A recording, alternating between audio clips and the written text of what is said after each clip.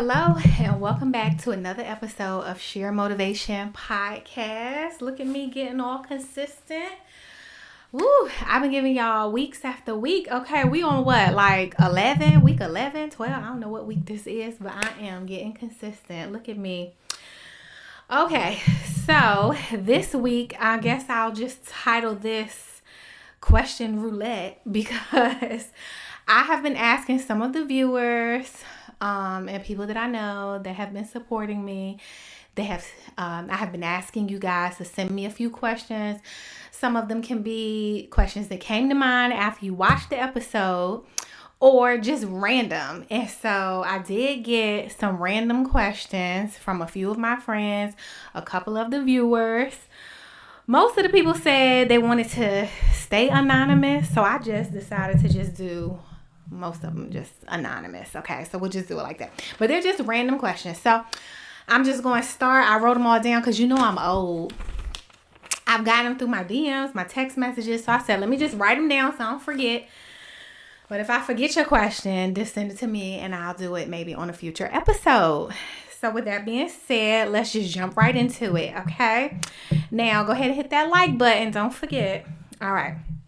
So the first question is, how do you stay motivated when it feels like nothing in your life is going right? Whew. Well, I guess everybody can relate to this one. I think for me, now I'm going to do my best to answer these.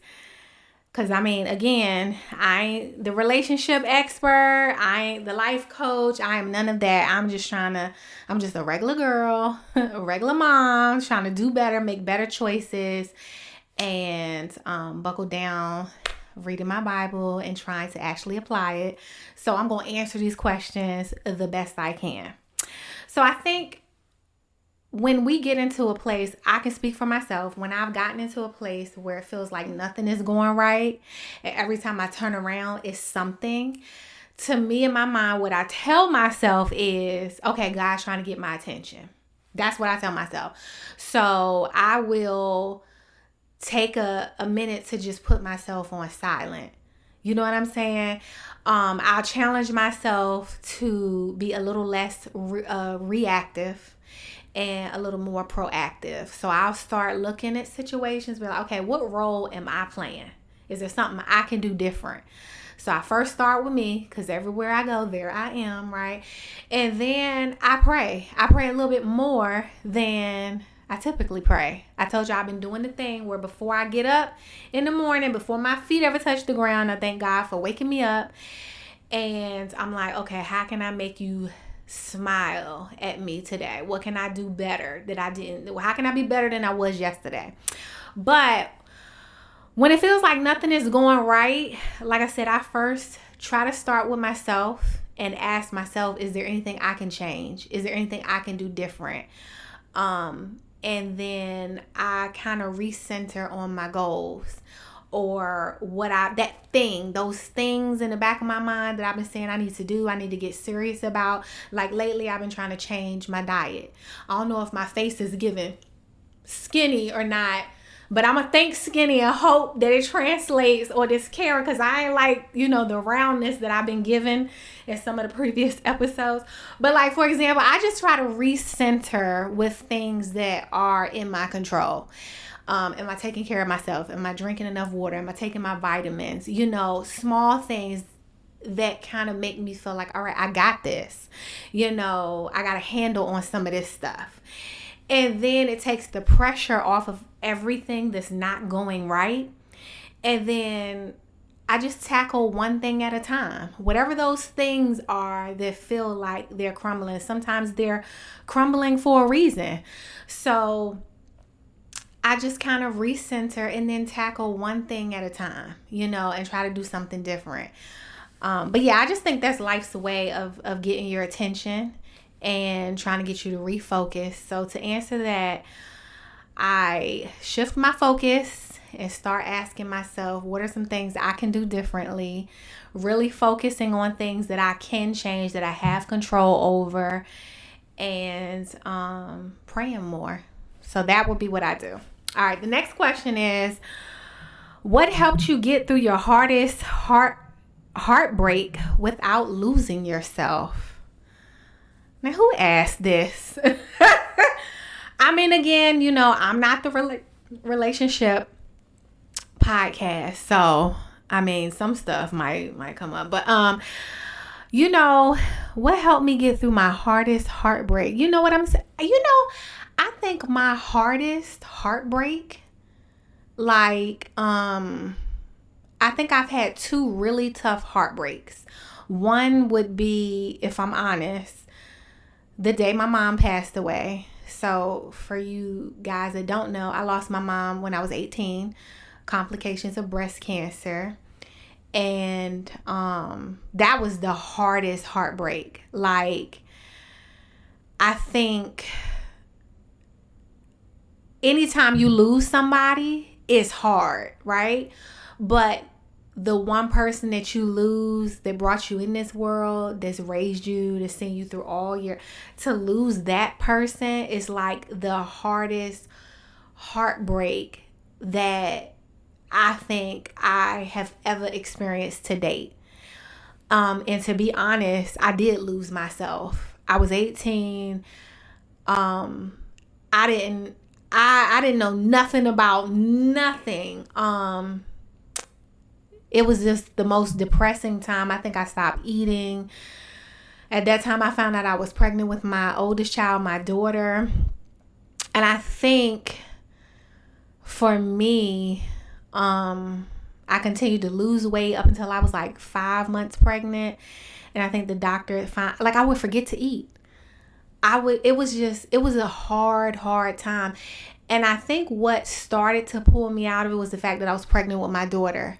And I knew that it was selfish to not take care of myself when I needed to be here for her. She was growing inside me, and it would be selfish to not take care of myself. So it gave me, I guess, something else to live for, in a sense, And I mean, because when my mom died, I felt like the world was over. And I really feel like had I not been pregnant with my daughter, I probably would not be sitting here, because I wanted to die with my mom. Like, I was just devastated. My whole world was crashing down. Like, it just was a very difficult time. And then the second heartbreak would be when I went through my divorce. Now, again, I think, some people say heartbreak. It is. It's the end of one life as you know it, but it's the beginning of another life that you get to embrace.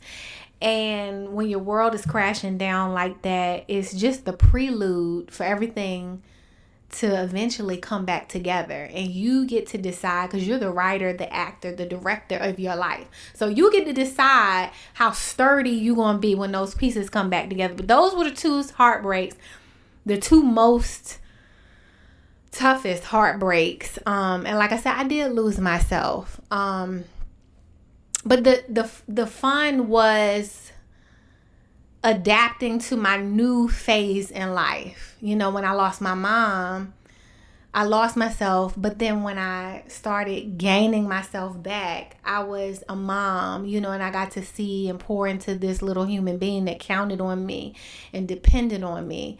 And so I think God knows what he's doing. I think I got pregnant with her at the right time, because I really was, that was just a tough one. And then I think the best way to not lose yourself during a heartbreak is just to find things that, even if it's for an hour a day, that you can escape.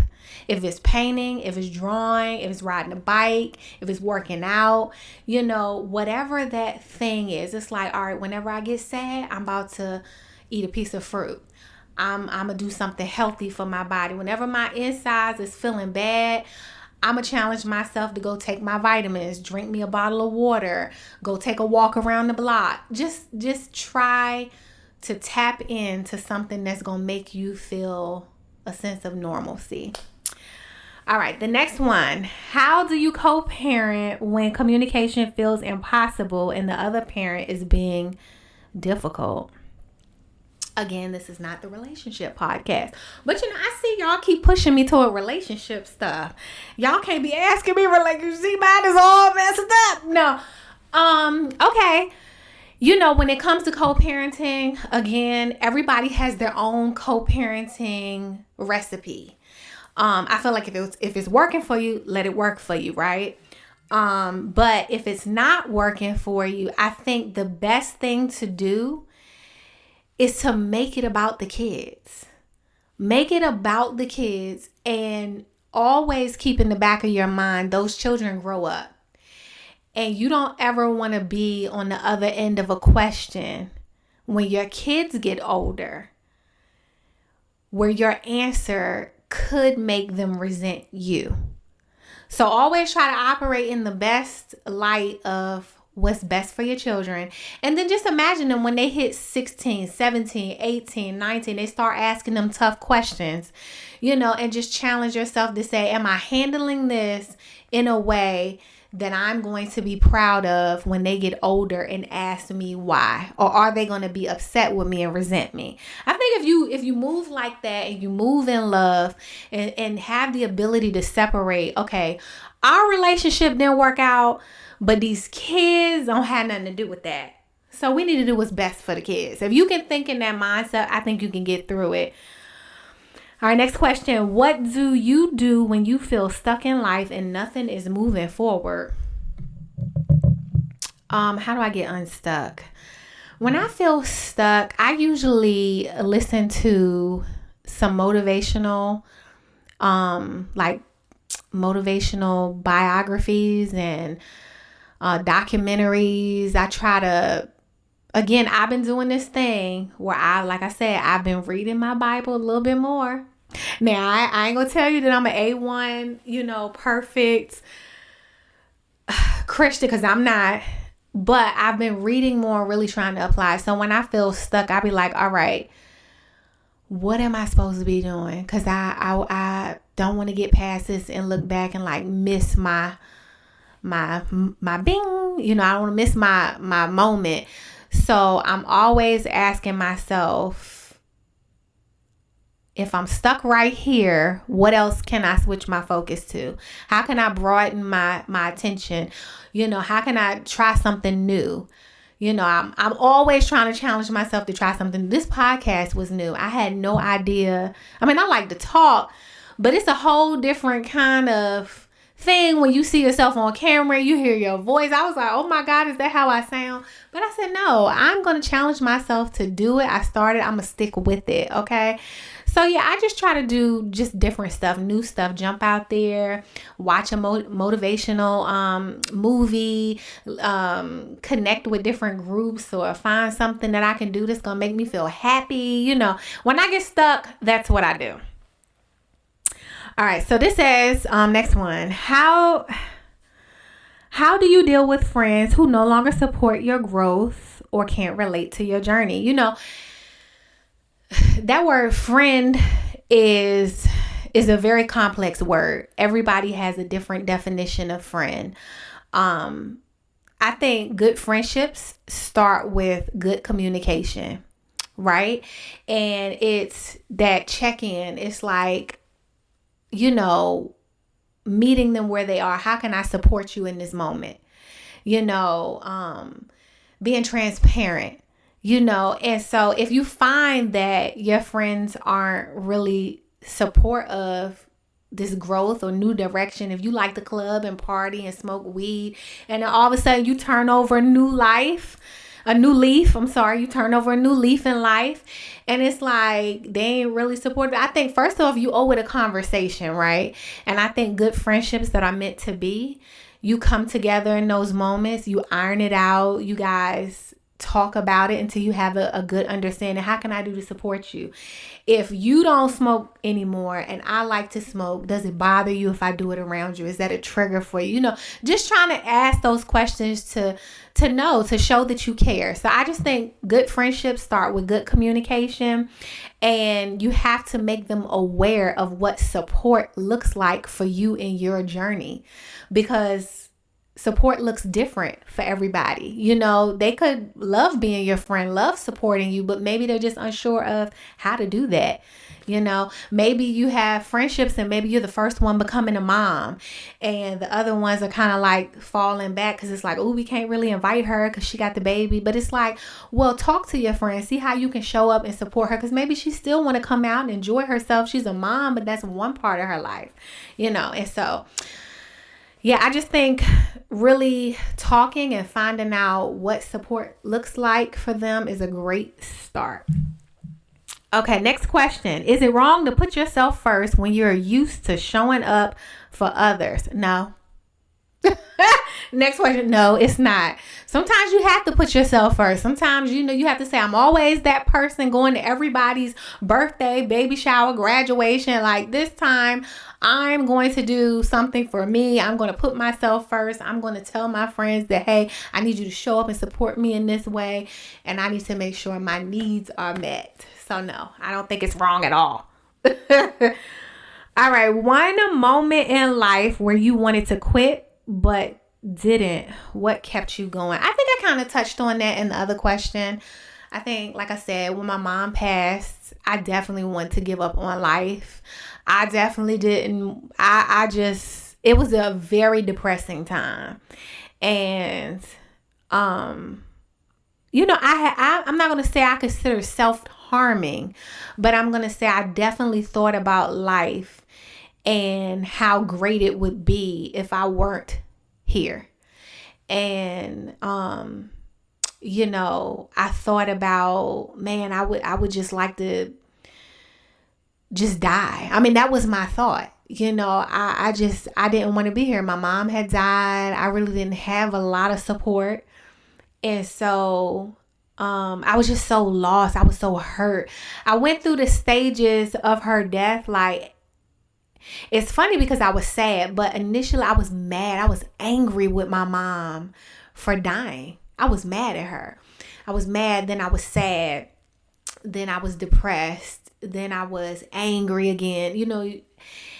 And I really didn't consider, like I said, self-harming in the way that I had a plan. Like, I wasn't like, yeah, I think I'm going to slit my wrist, or I think I'm going to take a bottle of pills and just end this. But I was like, man, it would be great to just not be alive and feel this type of pain anymore, you know. And then I think, like I said, what kept me going was the fact that I was pregnant with my daughter. And I think I told her dad at the time, I was like, I just don't want to be here, you know.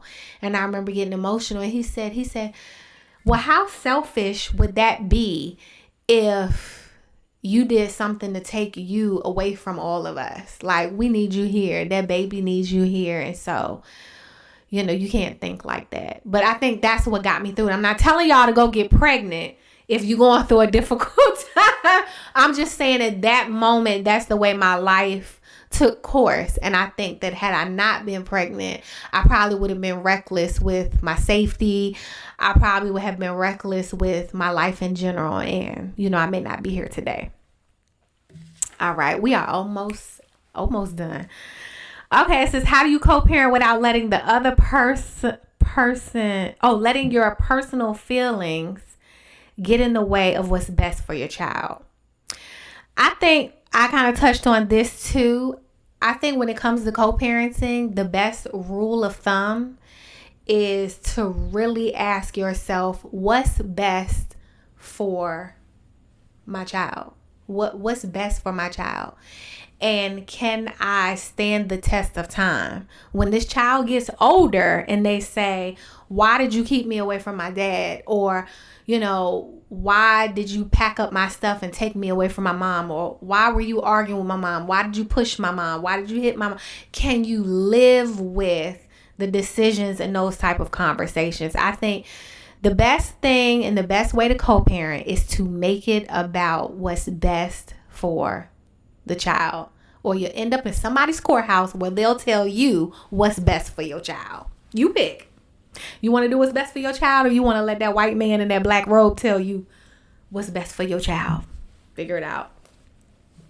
All right. What are some spiritual practices or shifts that have helped you grow closer to your purpose and identify in God and also as a woman? Oh, that's a good question. I wonder who sent it. You know, I'm gonna touch on this. My spiritual journey has been up, has been down, and we'll get more into that. If there's a next season, we definitely will get more into that. When I lost my mom at 18, I was angry at the world. I was angry at her for dying, and I was angry at God. I was so angry, and I grew up in church. But that day when my mom passed, I felt like God had betrayed me, because in my mind, he let that happen to me. How dare you take my mom from me? And what am I supposed to do? I'm supposed to read these pages in this Bible, and it's supposed to suddenly make everything better, when down here on earth, I'm dying, I am hurt, I am sad, I'm frustrated, I'm mad, I am hurt. Why would you take? And so I felt so angry. So there was a period of time where I wouldn't read my Bible. I didn't go to church at all, and I was so angry. I'm so glad that God didn't answer my thoughts and prayers back then, right?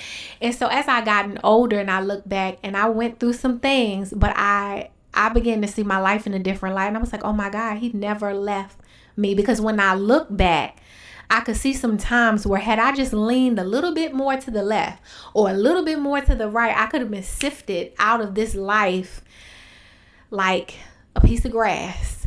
And I started to look at it differently. I started to be more thankful, more grateful of his mercy, because even though I felt so wronged and oh my God, like in my mind, I was like the only person in the world it was happening to. I realized that things could have been way worse, and they weren't.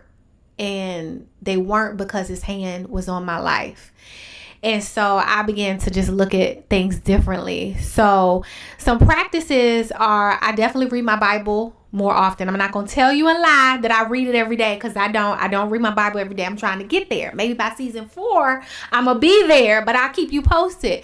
But I read my Bible, and I'm reading for how can I actually apply this to my life. When I read in the Bible and it says if someone has an art with you, go to that person and try to make it right. I've been practicing that, and there was a time I'd be like, nope, nope. They made me mad. I'm not saying that, but I want to do my part to say, because I understand I'm going to have to give an account for my life. So I want to be able to say we had that disagreement, but this is what I did, my part to try to make it right. And so that's what I'm trying to do. I'm trying to read my Bible more. I'm trying to apply it. I'm trying to be mindful of how I treat people, how I talk to people, all of the things, all of the things. So, and the last question, we made it to the last one. All right. When a relationship starts feeling more draining than fulfilling, how do you know if it's a rough patch or if it's time to let it go? Let it go. Let it go. This is not the relationship. Y'all keep pushing me into the relationship. Okay. Well, I think relationships will hit their dips and valleys when things start to feel draining. I mean, it's normal. I think how you know if it's just a rough patch or if it's time to let it go is, first of all, you have to ask yourself, have I communicated everything that I need and everything that I want? Have we tried to come up with compromises? Have we tried to iron it out? Have I made my expectations clear? Am I clear of his or her expectations, right? What things have I done to try to fix it? And anything that you can think of that's on your list, you have to try to fix it, right? I think the way you know the difference between a rough patch and if it's just time to let it go is if you don't see any progression. If we keep having the same conversations about the same obstacles and I don't see any progression, the communication is not where it's supposed to be, I think that's the difference between a rough patch and letting it go, because you're going to hit rough patches in relationships. It's on you both to get in the ring and fight, talk about it, come up with solutions. This is what I think would be a good solution. What do you think? And then we come up with a plan and then we execute it. And if that doesn't work, me and you and your teammate go back to the drawing board and be like, all right, this is what we said we was gonna do. This is what we wanted to do. We tried that ain't work. All right, boom, we gonna try this. I think when you stop feeling like you have a teammate, and you stop feeling like it's progression, I think that may be when you're at the crossroad of, okay, rough patch and let it go. And only you can decide when it's time to let it go. Let it go. Only you can decide when it's time to let it go.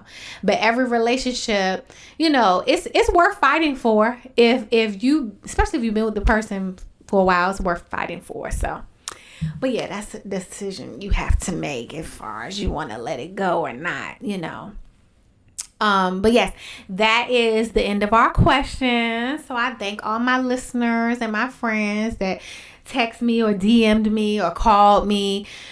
We had 10 good questions, so I appreciate that. This season has been fun. It's been different. I stepped outside of my comfort zone. I've done a couple episodes by myself. Who would have thunk it? Okay.